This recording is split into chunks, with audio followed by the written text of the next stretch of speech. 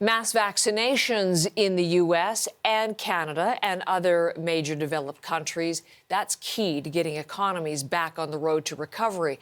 There is a new report out now that's warning first world economies will still be hit hard if poorer countries don't get better vaccine access as well. For the details on all of this, Tessa Arcilia is back from London. Good morning, Tessa.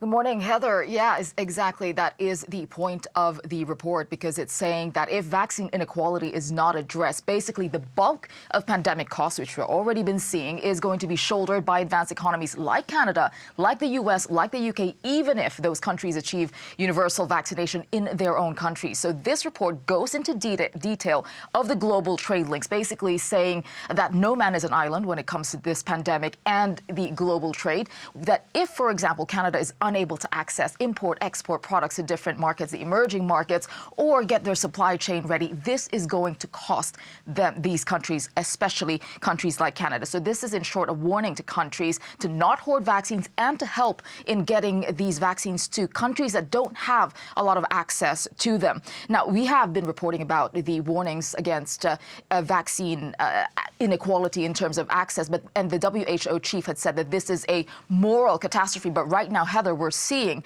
a price tag on what this could cost.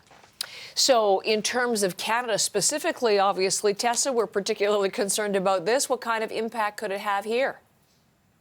I think the question is how much of an impact, because this, again, has a huge price tag for Canada. I spoke to one of the co-authors of the report, and this is what he had to say. Take a listen. If we think about it, like Canada is mostly connected to United States and Mexico in terms of trade linkages, but still there are these other trade linkages that Mexico, for instance, buys some stuff from other countries that then they cannot be able to make goods for Canadian consumers and vice versa. And if we put all those together, we expect something around $60 billion of cost.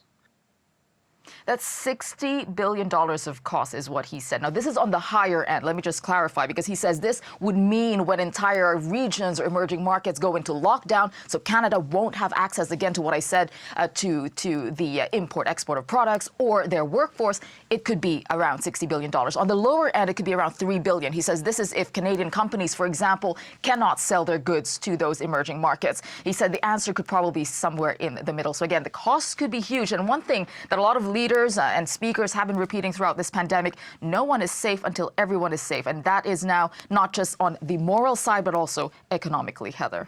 Tessa, thank you very much. Tessa Arcilia this morning from London.